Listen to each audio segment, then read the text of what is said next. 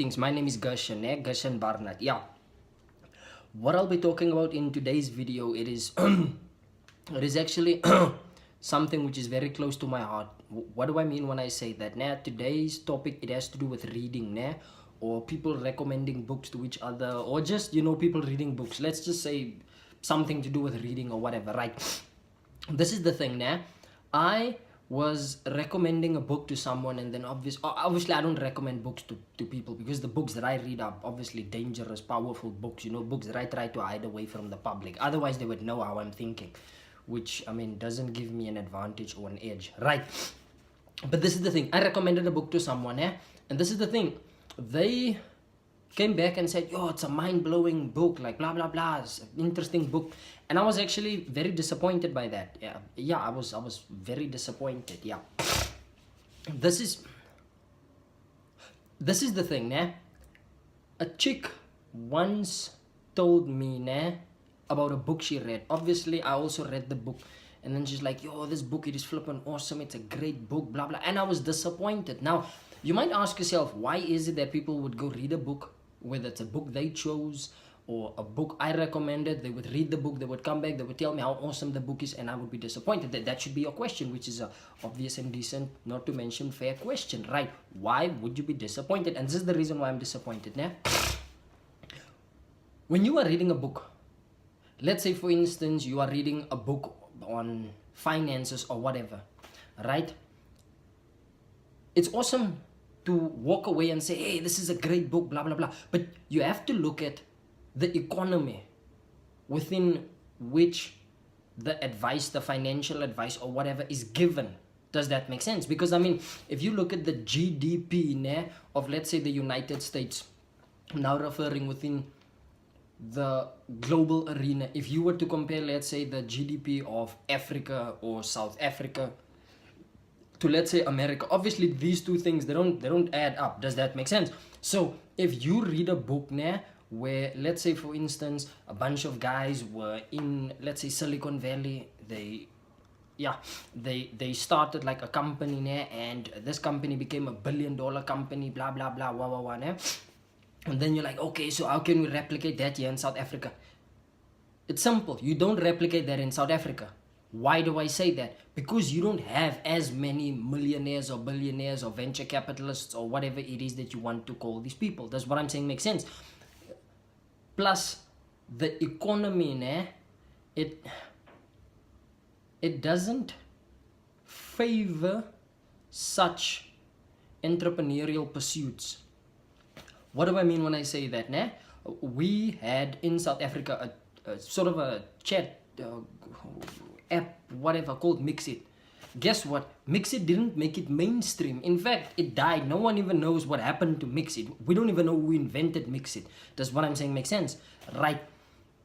The point I'm trying to get at is why? Because the ecosystem, the timing, everything, it just wasn't lined up. Does what I'm saying make sense? So if you are reading, let's say, a book on finances, and this book talks about taxation, it talks about this and this and that, you have to look at, okay, the things that this book, like the things it is mentioning, are these things applicable in the country where I'm from?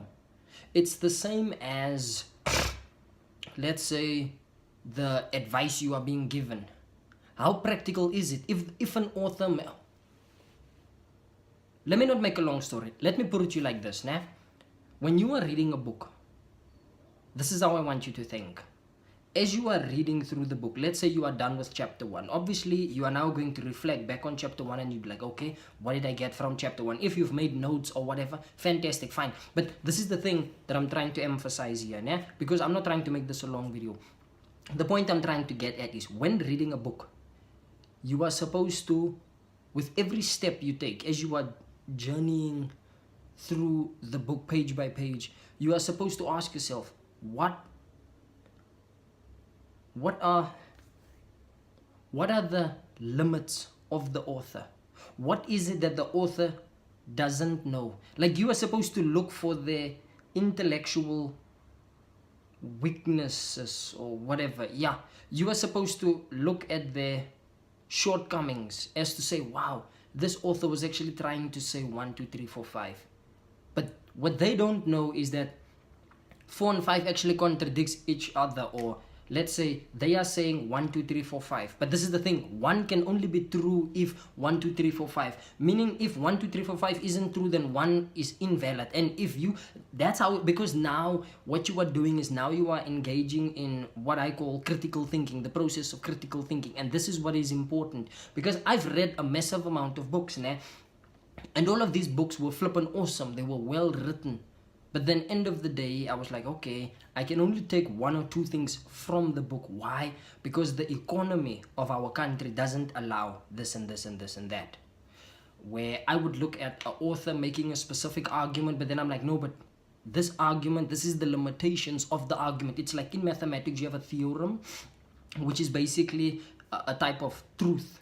But the theorem, it consists out of a bunch of other assumptions, let's say 4 or 5 other assumptions, so you have 4 or 5 assumptions for this one bigger assumption to be true, to be called, let's say, a theorem. That's, well, yeah, obviously there are mathematical terms for how you name these things, let's say lemma or whatever, but I'm not here to talk about mathematics right now.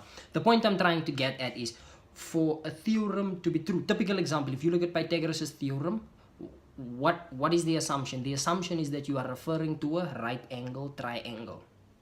Yeah, so if that condition is not met, then the whole Pythagoras theorem, it just falls into pieces. That's what I'm saying makes sense. So the same as when you are reading a book, you are supposed to ask yourself, what are the silent assumptions that the author is making? Because once you get to understand the silent assumptions as well as the limitations of the author's knowledge, that actually liberates you, because now you can now actually say, oh wow, so this guy built here, he built there, but this isn't built. So what if I can fill that gap or whatever? Does what I'm saying make sense?